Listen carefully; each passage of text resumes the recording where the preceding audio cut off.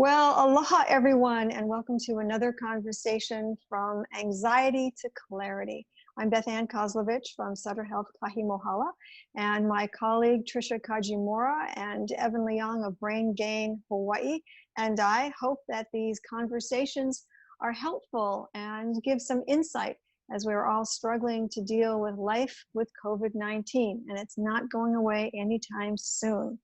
So where are we now? Well, more of our local economy has opened up.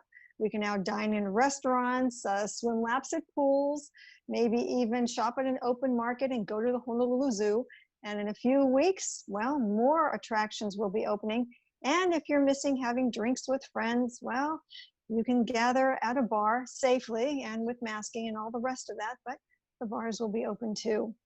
What's not open will be any major events that will have large amounts of people gathering. That's still going to be a while. And for many of us who have jobs, us collectively, we may be heading back to the office very soon, or maybe not. Many businesses are looking at what remote work looks like now that we've all had this giant experiment. And some are even saying that they might continue it or do some sort of hybrid where people work both at home and at the office. And that certainly brings a lot of opportunities for all the office space that we have in town and across the nation too, that might be used for other purposes, including workforce housing. So we're going to talk about all of that today. Dr. Phyllis Horner has much to say on that subject. She is the CEO of Great Places and Spaces, and she and her partner, Dr. Manfred Zapka, help organizations to create workspaces that make staff feel safe and valued and even more productive. Throughout the pandemic, they've pivoted their business to provide free online assessments and business tools to help Hawaii's business community really reopen safely. And we're going to talk a lot about that today. So good morning and welcome, Phyllis. Good morning, Beth-Ann, and thank you so much for asking me to be on this wonderful, wonderful series. Well, thank you. And you've been doing so much work over the last 3-4 months in particular with people as they're trying to have meetings, as they are trying to look at what work looks like now, both getting into the flow of working at home, then kind of creating some rhythm for it, and then now being faced with the idea that they may be going back to work, maybe they won't, maybe there will be something in between all of that. What are you seeing as you talk to a lot of your client organizations? Well, basically, there is no one pattern, as you were saying earlier. Basically, it's a matter of the industry they're in, how many people were actually working at home to begin with, the workforce profile, which some people, like for people who have children at home who can't go to school, I mean, things look different for them. For some organizations, they really have a younger workforce even than that, and therefore, there are a lot more options. But I think the main thing that we've been hearing is they're staging the physical return is getting there. People know about marking the floor and the elevator. They know about face masks. They may not always believe that the face mask helps, but they know they should do it. They know about ventilation. They know about that physical part. And what seems to be the rub is, have we done enough on that safe work space kind of a feeling? On the other side, on the human side, there's a lot more trepidation, a lot more changes, a lot more unsure kinds of things. Although, I mean, I must say, our community has really pulled together and put a lot of great information out on this aspect as well. The thing that I believe we should all think about as people, as well as if you're in a leadership role, is that you're not bringing back the person's mind and body, you're bringing back the whole person. And if you are a person that is working at home right now, you probably have been transformed in a very fundamental way in terms of your relationship with work. So what is the right thing for the company or the firm to do is a planning exercise in how many people prefer to be home, how many people prefer this hybrid kind of arrangement you were talking about, Beth-Ann, and how many just can't stand it at home and they just want to be in the office 100% of the time, right? There are some of Right. us that feel like that, you Yeah, know. and some of this is generational. I mean, there was a survey not that long ago, I want to think somewhere in April, that Gartner Research did, that looked at Hmm. who is really comfortable to do this Hmm. at home. And it was Right. interesting because the younger the worker or staffer, the Hmm. more they felt disconnected by being Hmm. at home, which is kind of funny because we would expect it to be almost the reverse, given the fact that so many millennials and Gen Zers are on a screen of some sort at all times, it seems like, anyway. It does. And it Yeah. was just funny looking at the numbers for that, that the older the worker, the more comfortable they were with being able to define who they were at home and feel connected and feel like they knew reasonably well what was going on with the company. And so Hmm. I'm just curious how you're seeing that with some of our organizations here that you've been talking with and working with. I think again it's an individual thing, but broad strokes I agree with the Gartner study. Now, basically, I think Gensler put some stuff out, McKinsey, and Mm, a bunch of others like similar kinds of studies are out there. But for those that are used to the younger folks that really like the interaction, mm, I would say they have a different risk profile with respect to COVID. The way they think about it is different. They don't think about it like, well, if I go in, I'm probably going to get it, you know, as much as yeah. someone in my age group, right? And so the idea then is how do we unpack that kind of like Mm. overall view into the component parts so that a person really gets what they need. Yeah. And I think this hybrid idea is very, very important for us to just talk about for a minute, because there is no fully remote work if you need to come in and connect from a cultural standpoint and make sure that you're still viewed as part of the team. There really needs to be some way of connecting in person once in a while. So I think that's what most businesses are looking at, is Mm, like how many days a week can we do remote without losing the sense of team. mm, And in certain functions like R&D, for example, if you're doing a new product launch, on the mainland at least, a lot of people really need to be right in the same room, like hashing it out, working on it like that. And so most of the work that I'm familiar with, I don't know everything, none of us do, is really around the professional or knowledge worker, you know. And yes, as you say, we're all different. So that's why we really take the approach of um, knowing what each person needs as opposed to knowing what most people need. I want to make just a correction to something I just said, because I had two studies running through my head at the same time.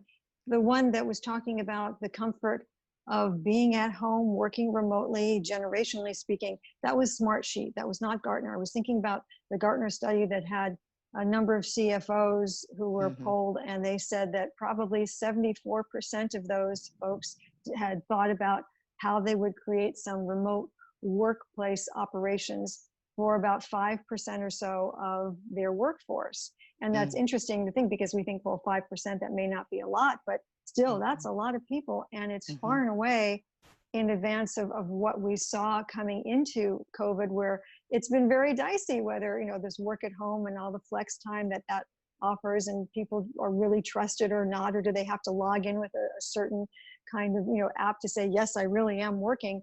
All Yeah. of that, Yeah. we had this big experiment foisted upon us Hmm. by something that none of us could possibly have predicted. Hmm. And now we're getting some real data from all of that. Right. So, I think one as study, yeah, go sorry, go ahead. ahead. No, go ahead. Go One ahead. study showed that 48% of the people who were working at home were happy doing it, and 58% of the same group felt they were more productive at home for their business. So that it's interesting because you're right. The whole idea of it being a kind of, it was viewed as an accommodation for the individual who absolutely needs it and has proved themselves. And, the policies were written in a certain way. Like if you don't turn in your work, then like the principal's office, you have to go back to work in the office. But now I think you're right that the tables are really turning quite a bit, and now businesses are looking at it as an opportunity for some portion of their workforce. And they certainly are able to cut some costs in terms of having to keep physical workspace that's very costly. And yes, that's being somewhat offset by what people need at home to be able to work, well and safely. But it's all playing out. I mean, on one hand, it's great to be part of this grand experiment. On the other hand, the cost of having to do all of that emotionally, certainly physically, is I'm not sure that was exactly a quid pro quo, but that's where we are. As we have to be able to take it and go forward. Looking out at Hawaii, I mean, we've been talking about how many organizations and companies are thinking about not having folks go back into the workforce downtown. And of course, that causes some economic issues there too. But what would your advice be if a company is kind of fence sitting a little bit and they're seeing that maybe this group is working really well at home, but they're not quite sure about this group? I mean, how do they really make an assessment without being punitive and saying, you go do your work and now you got to come back into the office? What do you tell them to do? Well, I think we ask them to think about their branding as an employer of choice first. Certainly, all the employers of choice, no matter what survey they've done or what award that they've gone for, like best places to work or great places to work or whatever it is, those businesses were already invested in caring about what their employees needed, not only from a scheduling standpoint, but also from a meaning in work and all that kind of thing, right? And teamwork, how they're treated. And so we ask them to revisit that, no matter whether they ever went for it or not. And they'll think about it as a moment in time where they can say, who do we want to be? How do we want to be viewed by our community, by the people that work here, by our customers? And how does all of this fit into that? So that's one thing. Then the next step, I think, is to look at it from a 3 workforces standpoint, which is don't assume that you're going to have the same as what you had before. Assume that some portion of people would prefer and can successfully work at home for a little bit or for a long term, and use it as an experiment. Don't use it as a punitive thing. So rather than make it an accommodation, make it a reality in your policies that this is available.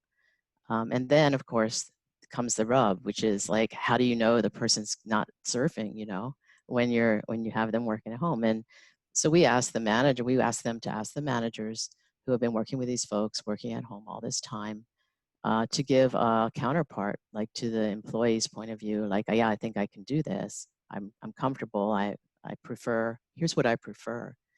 And the manager then says, well, of all the people we have they all been doing well?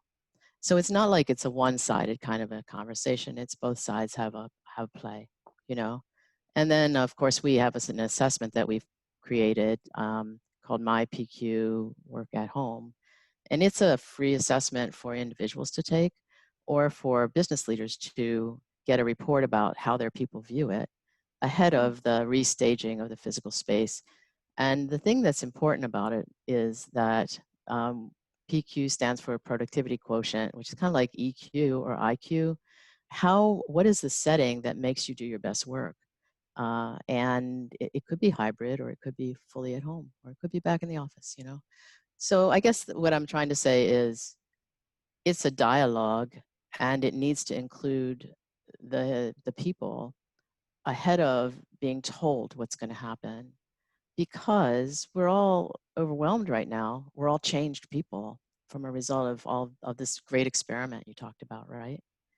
So yeah, that's what we tell them. And some are easily receptive, and others, they're taking more of a wait and see kind of an approach. Well, I wanted to ask you about that because I know that you interact with a cohort from around the country and in Canada. And I'm wondering, from what you've all been talking about, is all of you are dealing with similar issues in different parts of the country and countries. Is this a different place in that way, or are we pretty much tracking with everybody else? I would say having been here 31 years this year, I've seen a lot of our community resilience. I want to just start with that. I've been here in the Gulf War. I was here in when the towers came down, in the last meltdown in in several things that, and our economy gets affected so quickly. I would say that I have two answers. They're not, they're not consistent with one another, but I want to say them both. And one is um, being safe this time is, I think it's being behind is not a bad thing from the standpoint of we don't want to do this wrong when we open back up fully to visitors coming here from all over the world. Like we can't get that wrong. And so even though it's very, very painful for us to go slow, I think it has been, it has set the stage for us to be a safe place to visit later. And I think that's really helpful. But with regard to openness to doing things differently, I would say, having been in workforce planning and the future of work here for a long time, we are less comfortable than the mainland with people not being with us when we work. You know, this whole idea of a hybrid workforce and people working at home caught on a lot much faster on the mainland than it did here and even in Canada. And that said, those folks don't have the answers for some of this either. And that's why we're working with that consortium to create a different kind of a tool for bigger companies over there who are probably going to use AI to screen, you know, Mm. like who comes into the lobby, like is it full, without having to have a person standing there counting heads like we do when we go into Costco, you know. And so I think that those are differences. The human side, pretty much the same. Can I ask you, when you say that, we're less likely to be, at least at this point in time, to be tracking with the mainland in the way the mainland accepts this kind of flexibility, are Hmm. there reasons for that you see? Is it because people may have more need to be together in our Hmm. community? Is there more suspicion? I mean, looking at kind of both ends of it, or less trust? Is it a matter of having, everybody has to have their bottom in a seat at a certain time, and that's just the way things have been for a long time, very regimented? And so there's resistance to being able to see that people are not all the same, even though we may know that intellectually. Do you have any real data for us that we can talk about in terms of how we behave in that way, or the reasons we behave that I don't have a study to show you, but I just have, I've worked with quite a number of companies here over the time that I've been here, as well as been inside a couple of times. And I would say, first, it's our culture. Our way? culture is a very collective culture. We we are team oriented. We don't achieve anything without everyone.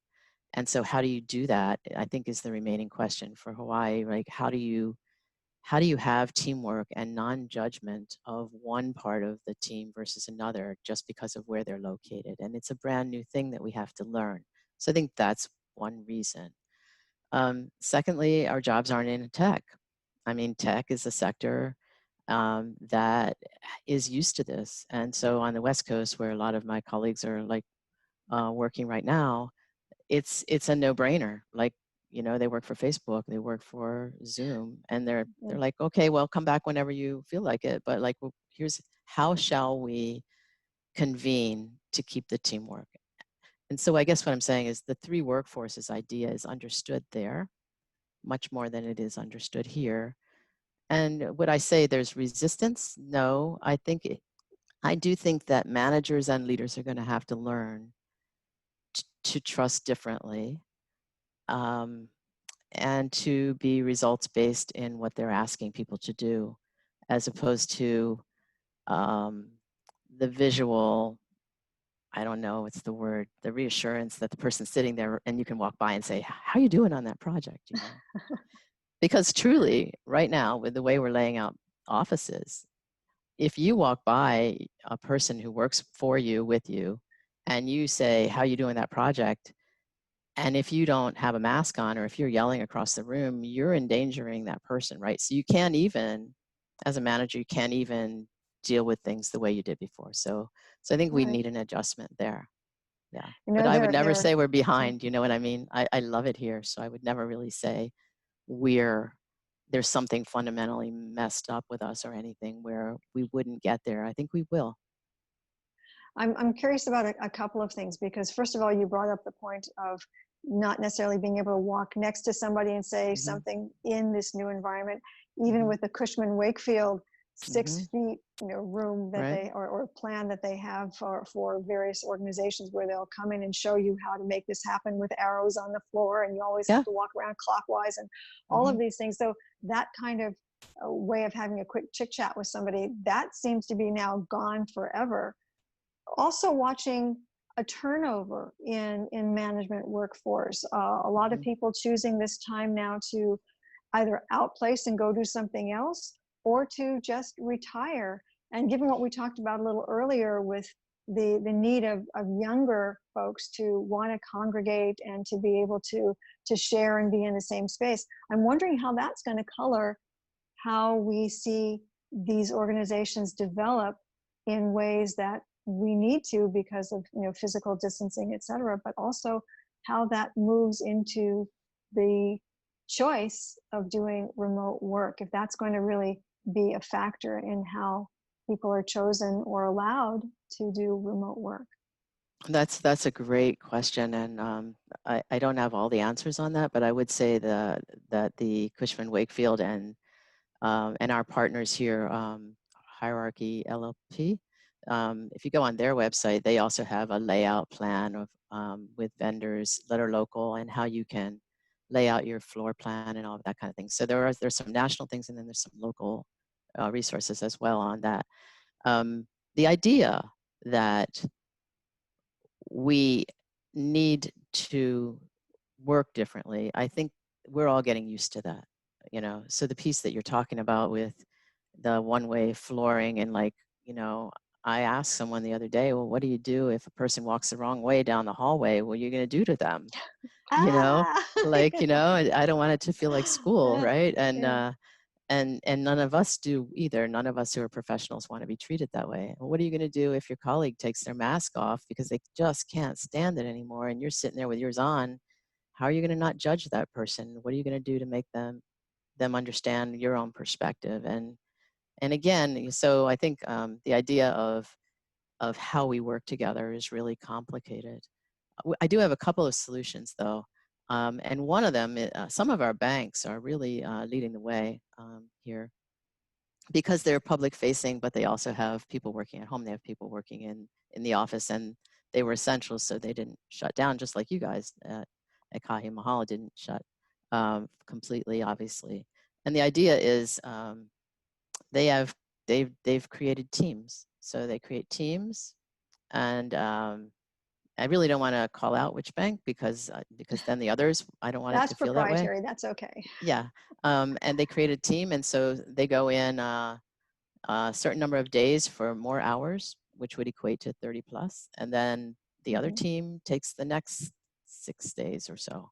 So they really have figured out a way to, when people are together, they, number one, they know how many people are in there. It's not going to be overcrowded. They have all the other things. But the team idea is, over time, it rebuilds that sense of continuity, And then people still do get to be at home part of the time. So I think that's kind of innovative as one idea. Another easier idea is mask breaks. We call it mask relief. Yeah. And so the schedule, changing the schedule so that people can get up and walk out of the building and get in the fresh air, or even have meetings outside, walking meetings, as well as shorter meetings, so that there are ways that we mitigate that sense of being kind of in prison when we go back, because I can imagine, right? It's going to feel restrictive. So those are two ideas. I like both of those ideas, because having been in a couple of meetings where we had to be in the same room and we were distanced from each other, but some people were just saying, I just cannot cope with this mask. I'm all the way over here. Is it okay if I take it off? And getting the agreement of the group. I've seen that and experienced that too. And depending upon what sector you're in, obviously in healthcare, if you're running around, that's not going to be an option. But for the Mhm. corporate community or for the business community, having the ability to not have that on your face all the time, and be rebreathing your own CO2, and figuring out whether you really do have bad breath, There have Yeah, been all or kinds of, am I dizzy because I just am yeah, tired or because I'm breathing my CO2, right? Yeah. yeah. I mean, Hmm. it's brought up a whole number of things, but all of that aside, when people do have these breaks and are able to do some of this too, that clearly demonstrates that an organization understands that this is difficult and that we have to be able to mitigate it on both sides. So both sides need to give a little bit. Right. I mean, and also, I mean, just from that meeting room example, my partner, Manfred Zapka, is an expert in healthy buildings, and he has tracked all around the world all of the the transmission data as it's emerged. We in the United States are last to get some of the newest ideas. Mm. For whatever reason, our CDC is like we were promoting mask usage 3 weeks before the CDC finally said it was okay to promote that. And the idea isn't that we're wrong, but that we should enlarge our sphere of the news feeds that we read, so that many of us, or come to our website because we have a lot of data on that. But the idea isn't that we know everything, but that we're staying on the edge of things as they grow. Regarding meeting rooms, we would not encourage someone to take off a mask in a meeting room, but rather go back to their space and remotely come into the meeting. And here's the reason, is because we just don't know how much aerosolizing happens in a closed space, but we do know that of all the spaces in a building, the meeting rooms and the restrooms are the worst. And so, we need easier ways so that we don't have this, sense that people feel more traumatized by the thing that's supposed to make them feel safe, right? And that's why we looked for other ways that, like HR and risk management and operations, can work together to say, okay, how do we change the permissions that we grant people throughout the day to, in Hawaii, we're so lucky we can go outside, you know, all year round. And so these things like walking meetings that were considered before to be, like when I did it at Servco, I was considered really strange. And yes, I may be, but those that went with me, we felt like, oh, you get your steps in, you can kind of focus more, and you're in the fresh air. So now these things that were kind of like marginal now become more mainstream, I think. Well, once upon a time, people thought that acupuncture was strange too, and now it's covered Uh, by your insurance. So it's mm-hmm, just a matter of how long it is that we need to get used to an idea and then to see it as commonplace. So I'm mm-hmm. wondering, just generally with HR, how receptive are they to understanding that these kinds of mitigations can happen, that they're happening in other places, not necessarily the United States, but that perhaps we need to look a little further afield to see that there are good ideas happening everywhere, and what can we import here? I would say there are leaders in our community in HR that are ready and speaking up about this and using it in their own firms. I would also say that just like any other profession, others may wait to see how it works in the leading edge companies, and then adopt it later. There is no right timing except for what your workforce needs and for what your business results are.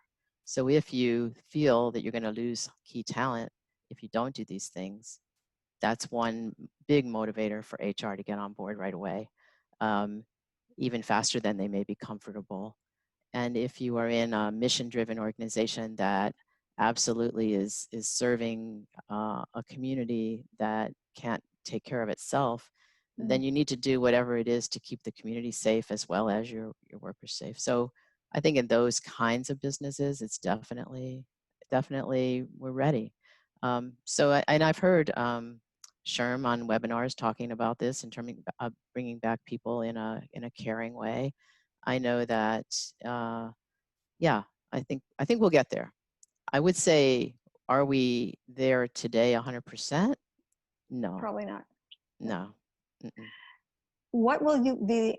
Let's try that again. What will be Yeah. the impact of the unemployed folks who are out there now, not necessarily going to be going back to a job that may or may not have had them in an office, but still we have far more people unemployed than we've really ever had before. And so organizations are able to pick and choose in some ways. Does that make them a little bit less predisposed to doing some of the things that you've talked about if it's not actually mandated, as opposed Yeah. to doing things to attract really great talent and want Mhm. to retain them? That is such a great question, Beth-Ann. You know, I think it's um, it will be an emerging solution, but here are my immediate thoughts about it. First, I feel that right before right before the pandemic hit, we had just finished our book, Productivity 2020, which really was calling for businesses to rethink the way they looked at productivity anyway, because it was the age of the employee experience. And that meant with a low unemployment rate, as well as with a high percentage of knowledge workers, that people did not have the loyalty forever anymore. And we knew this for a long time, but that they would even go down the street just for a better office setting if you had money attached to it. And why not, right? I mean, like, really, there's a two-way street here where the business has to keep up with the realities and not just sit on whatever they did last year for people. Um, Now, I think it's even more complicated, as you alluded to. Here's how I see it.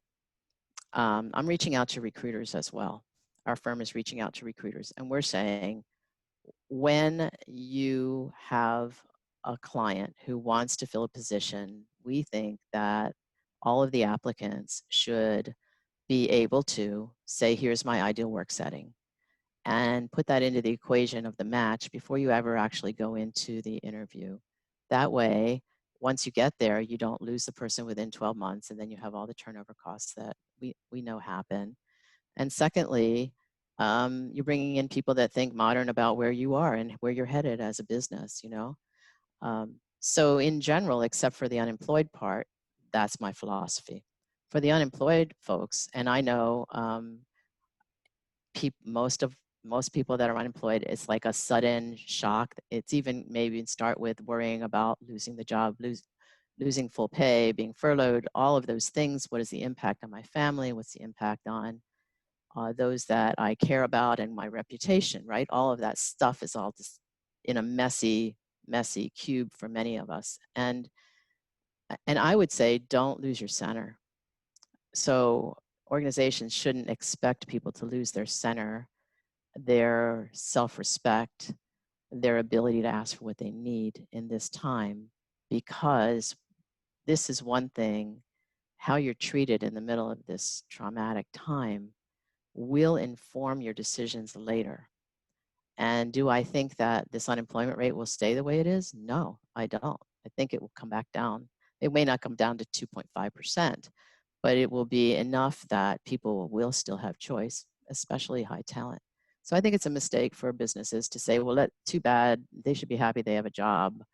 We're just going to, treat them however we want, because although that might work in the short term, I really don't believe that our world is built that way anymore. Given the fact that we have had this historic low unemployment rate for such a long time, and that for a lot of companies, when they were looking to get talent, sometimes that meant enticing somebody from someplace else and seeing if they might be interested, or do they know someone who is interested. I mean, veiled attempts to get people to potentially be interested in making a move. That was going on a fair bit.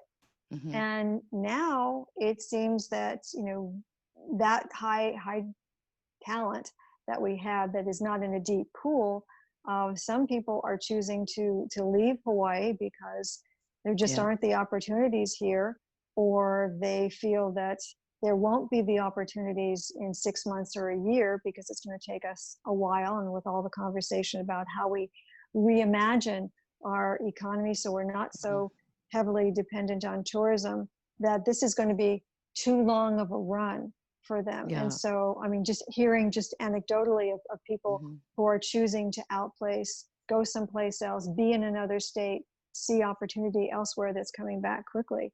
What do you see as you look out? And obviously, forgive me, I'm not asking you to prognosticate because none of us has a crystal ball, but in all of this, and what you've said about being here for 31 years, as has my family, and seeing a lot of these horrible things happen, and then how the resurgence comes about, all of Mhm, that, with all that knowledge of yours, how do mhm. you look at the next 6 months to a year in terms of what companies need to do to make a good match that will last beyond 6 months, a year, 2 years from now? Um, Thank you for that question. I mean, like I could go a lot of ways with this, but I'll just start and see Any where way you we want. I'm end up. just curious what you see. I think in the short run, how you reopen matters significantly. It sends a message that's very strong. And and do we understand that the workforce we're bringing back has different expectations of us, and do we accept that? And do we ask them, okay, so if we have $100,000 for X, how should we spend that money to best serve our customers and you? And not just like do the budget behind closed doors, you know, like we should ask and have input from the people who are coming back. And second, another example of coming back well is to not keep the same workload and overwhelm that we had going in. I believe that, I believe the statistic that I believe it was McKinsey put that 46% of people were already overwhelmed in their roles before COVID. That's before COVID. Now it's 100% of people are overwhelmed in their roles, whether we show it or not. And so, and most of us don't, right? But I think, you know, when you look at it that way, what does that mean? It means that our expectations for the amount of work and results for the number of hours we were actually paying people Mm. is out of whack. Our priorities need to shift so that we rethink what are the most important things, and not everything is the most important thing. And how do we make sure people can produce? And why is not just a heartfelt thing, you know, it's not just heart, it's also brain, which is when people are overwhelmed, they are 46% more likely to go and use your healthcare dollars, and they are 68% less productive. So that's one really, I mean, it's a small answer to a big question, but this is a start. The part about 6 months to a year, you know, I think as we look out, um, not having the second wave is very, very, very important in our offices. Like if we have our employees and they trust us, and as a person who used to go in every single day for many, many years, if I had to go back and I don't have someone to care for at home, but I still worry, would I contract something at work and bring it back to my family? And that is not going away. So if we can avoid the second wave when we reopen businesses, then we have a chance of getting and keeping the talent we want. However, the piece about affordability, which I know you and I discussed before the call, maybe we want to talk just for a second about that.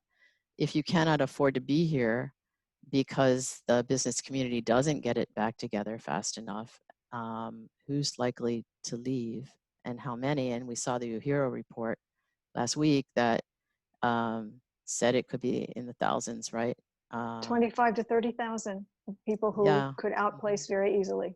like 4% or something, right? And who are those folks? Are they at the end of their career? At the beginning?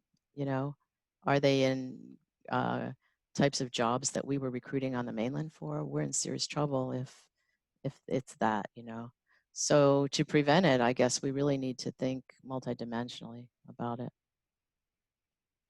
Which is part of how we've been having this whole conversation. But one part of the conversation that we haven't yet focused on, which I'd like to talk to you a little bit about now, Mm-hmm. is mental health. Mm-hmm. Obviously, that was the purpose behind this series.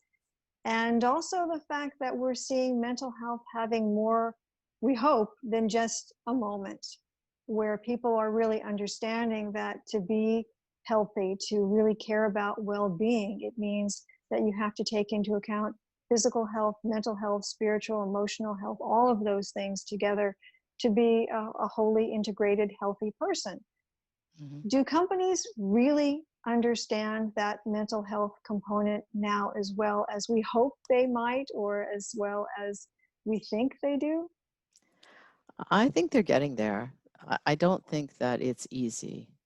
I was on a webinar call with the Chamber of Commerce put on, and the EAP provider here was on, and he was very eloquent in talking about um, taking it from being the behind the curtain kind of a thing to use EAP, Employee Assistance Mhm. Program, and making it an expected thing that people go and do that.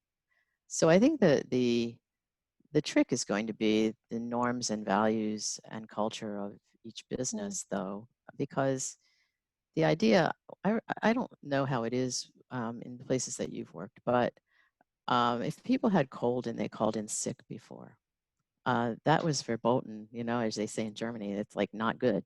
You were immediately off the promotion list, or you felt like you would be. So all these people coming in sneezing and coughing and, with Kleenex, and then they go to the break area and grab something to drink.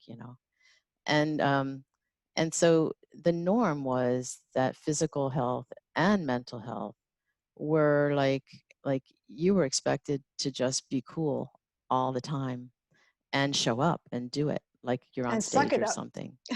Yeah, you pick up your big girl panties or whatever we say, right? Or big Yeah. guy panties. And so and now if we were to keep that kind of mindset, uh, our healthcare premiums would go up. People would go back on unemployment. They would leave. They go on stress leave. There's all kinds of risks to a business that don't get it. And I think people intellectually get it and are trying to change the policies. But the policies changing is not the same as a manager saying, I care about you, go home, or I care about you, stay home, or it looks like you're having a tough day. What can I do to help? Those are new behaviors if we make them uh, core to the business, as opposed to saying, what's the matter with her? How come she didn't get her work done on time? You know what I mean? And Right. The and old it isn't a paradigm. Hawaii Yeah. problem, right? It's Mm. a US problem. If you look around the world, Mm. we treat people differently at work than other places.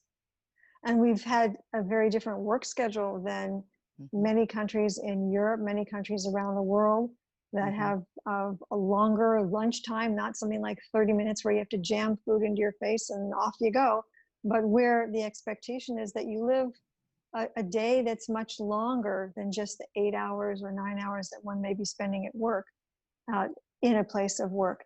Also, companies that have had in place now for a long time these incentives to not take sick leave. I know of Hmm. some companies who even give you a bonus day because you didn't take your sick leave or you haven't been sick in that time. So Hmm. on one hand, it's a good thing if it's because you haven't been sick because you've been taking really good care of yourself, so you're not sick, so good for you.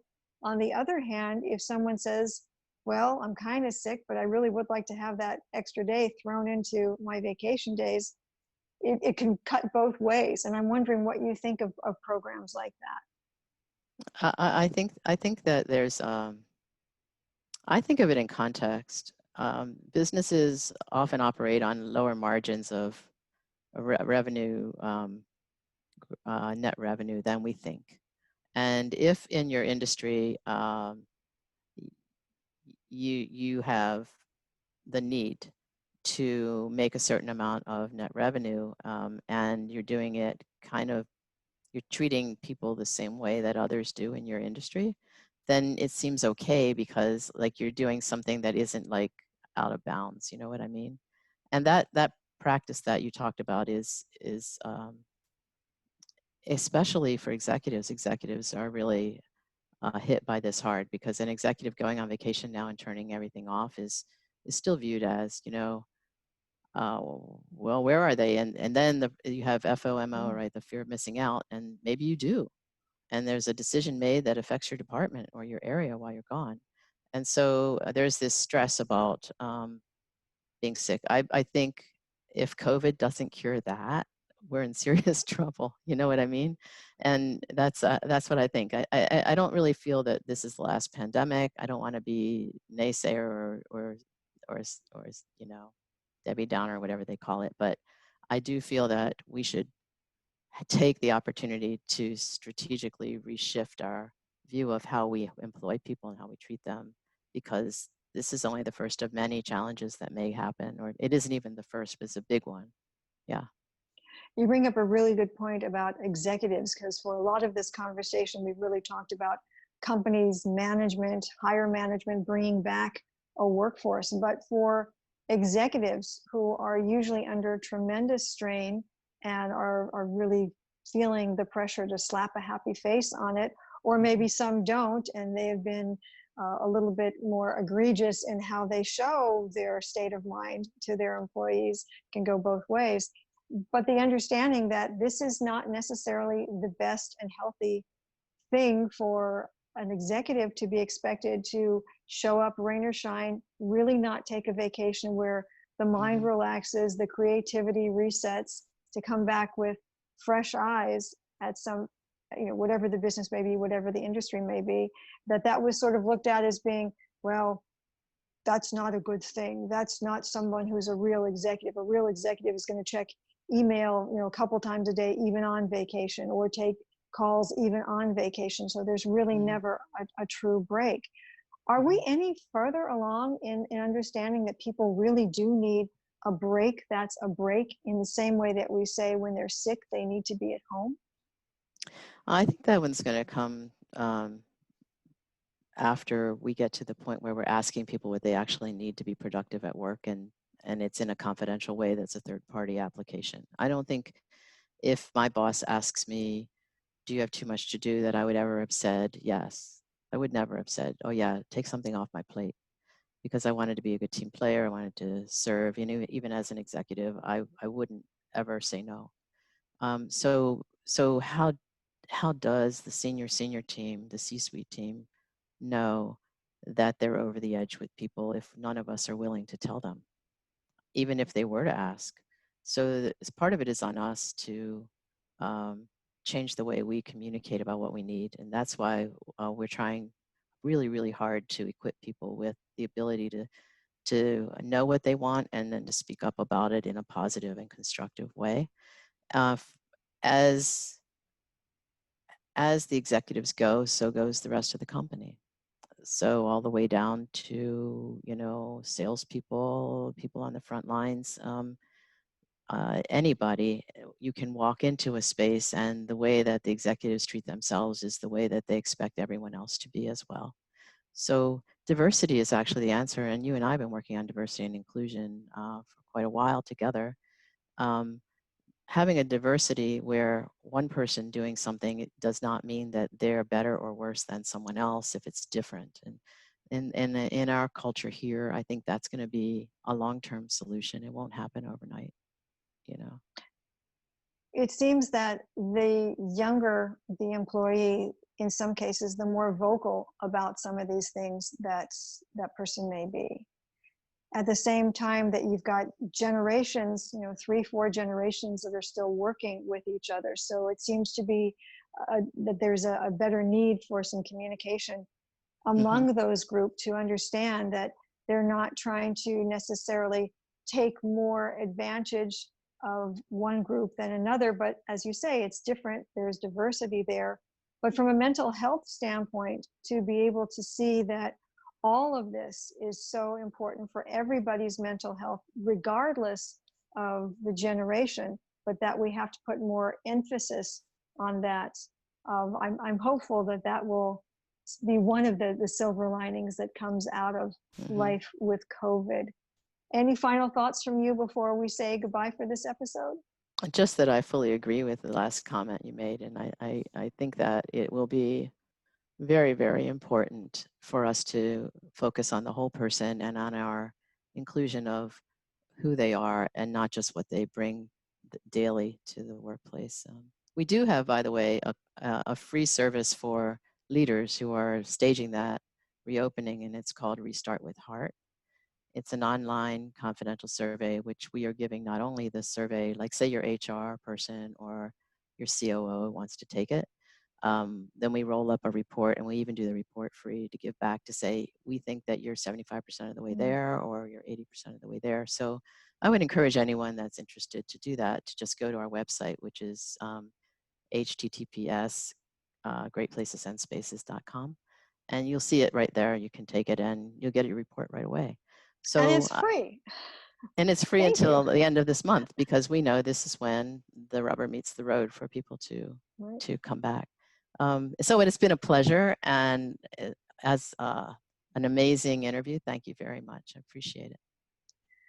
Dr. Phyllis Horner, thank you so much for joining me today. It's really been an insightful conversation, and we hope one that will be helpful to many people as they are transitioning back to work or into a hybrid situation of work at home and work in an office, or maybe back to the office because that's what they love, those three workforces you talked about at the beginning of the conversation. Mm-hmm. And to all of you watching, if you have a conversation you think that we should have, if you have a comment, I want to hear from you. Please email me at Kozlovb, that's K-O-Z as in zebra, L-O-V as in Victor, B, Kozlovb at sutterhealth.org. And I will see you next time when we continue to explore from anxiety to clarity. See you then.